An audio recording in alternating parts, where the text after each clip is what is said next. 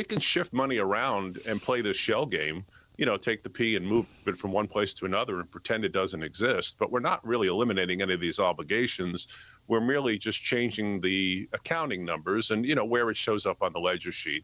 It's nonsense. The Fed intervening into the economy makes it appear sometimes as if the situation is far better than it is, because you have this intervening entity taking trillions of dollars worth of obligations, from the accounting processes and kind of hiding it on their own balance sheet temporarily until they have to address it themselves. So, it's an interesting gimmick that they play, and it gets kind of complicated, but Okay. we're not advancing ourselves anyway.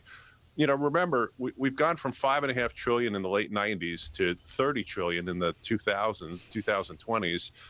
In 10 years, at this rate, we're going to have $50 trillion worth of bonded debt floating around.